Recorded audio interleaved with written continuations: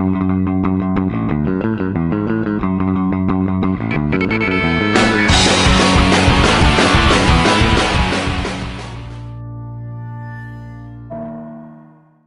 everyone, welcome back to Immediate Movie Reactions. I'm here after seeing The Crow, which is a strange double billing because earlier I went and saw My Penguin Friend, and this is a very different movie, both centered around birds, but with very different results.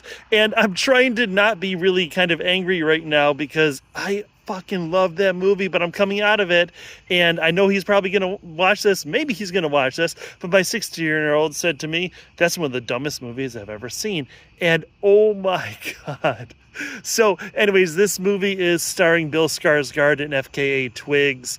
And Bill Skarsgård is Bill Skarsgård, right? And I think I said the same thing about Boy Kills World. He just kind of does his thing. Not a whole lot of range, not a whole lot that's interesting, is almost robotic, but I think it works really well in this.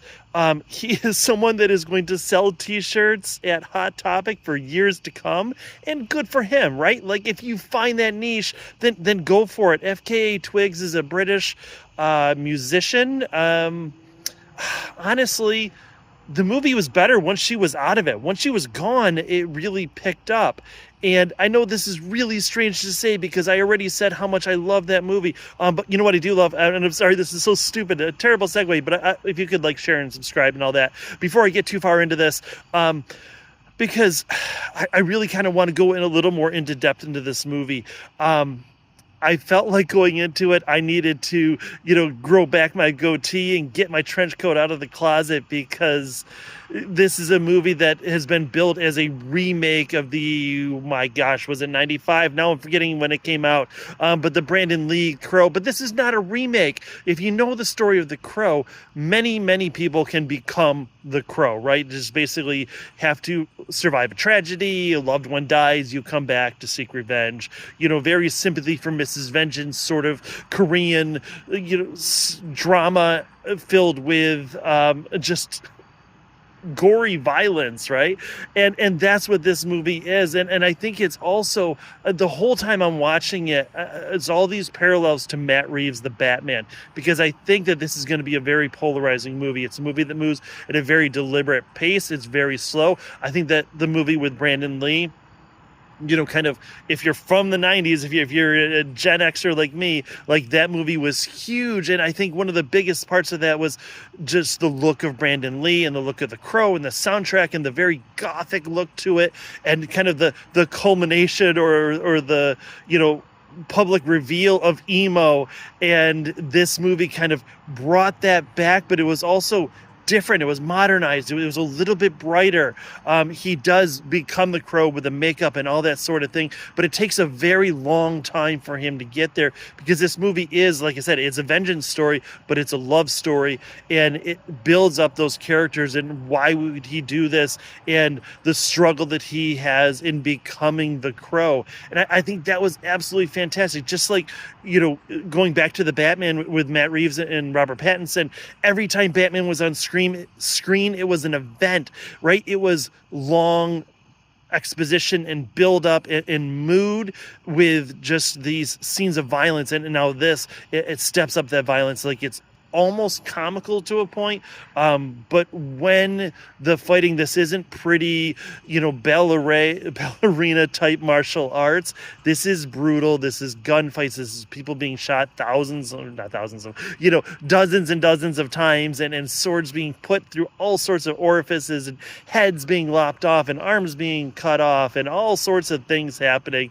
And it's all, I think it builds up so perfectly. The music, as I said earlier, I think the music in that first movie, in the first Crow, and I really enjoyed City of Angels as well, but in the first Crow, the music was just endemic. It was part of the movie. And I think with this, unfortunately, the music kind of felt a little bit off. It didn't sit quite as well with me. I was hoping that this would be a modern, and we would see things, some of the new rappers and, the modern music. And I don't know that it had quite, a Clash type of musical arrangement. for me at least. There were some things though. I think when Eric and Twigs, I can't remember what her name is in the movie. Oh my god! But when they are killed, when they finally die, that scene, I thought it was amazing. And not to be too hyperbolic here, but this is why we go to the movies. This is what we want to see. We want to see someone's vision, someone's imagination, something that we couldn't have done or imagined ourselves come to life and see it beautiful. And, toward the end of this movie, as Eric is kind of coming to the end of his rampage of vengeance, one of the characters that he's stalking breaks down, and this is going to seem really strange, but you can see as she falls, her hand kind of traipses along this like a dresser sort of thing, and it's just this perfect imagery of, hey, I've given up. I've got nothing else to do. I can't fight you anymore. You're this supernatural force that is coming after us all, and I'm just done with it. And the background scenes, one of my favorite movies of all time is The Professional by Luc Besson, starring Jean Reno, which, here we go, another Jean Reno movie, right? But anyway, in that, what I love about it so much is the background, the apartments they're in. You can see the different, as the family. I'm not going to go too much into that, but you see this, each of the different characters kind of has their own background and their own, oh my gosh, there's moths totally attacking me. Maybe I'm gonna get crow here, I don't know. But you can see this sort of like in a Spider-Verse, right? When you were in Gwen's world, it had a very specific look to that, and in each person's apartment, in each person's setting.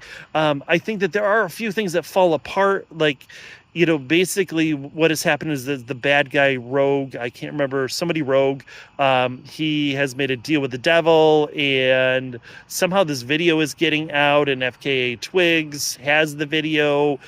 So she should be on the run, but then she goes into rehab, and they find her, and then she gets out, and they clearly know that this basically devil is after them, but they don't run. Why don't they run? Why don't they just get the hell out of there? Instead, they spend an untold amount of time partying and getting high. And I don't smoke. I don't know. I think it's gross, right?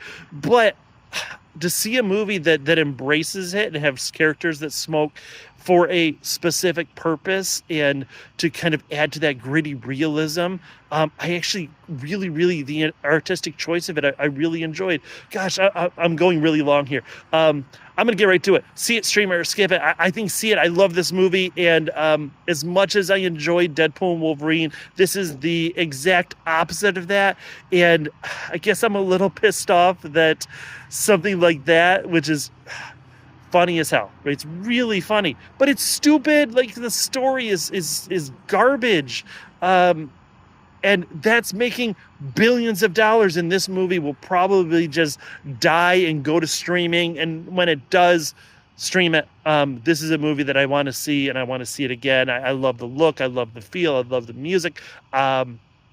Even though I said earlier I didn't like the characters, or I didn't like the actors, I think that they're good, they're perfect, kind of in the roles. And this is about building an ethos. This isn't about building necessarily individual characters. It's about building that love and that story. And I just thought it was absolutely fantastic. And oh my God, the action scenes, the violence toward the end, just absolutely amazing. So I loved this movie. Please see it. Please let me know if you have seen it. What did you think? And I appreciate you all. I'm going to ask again if you could share, and subscribe, and do all that stuff for me. And I will see y'all after the next movie.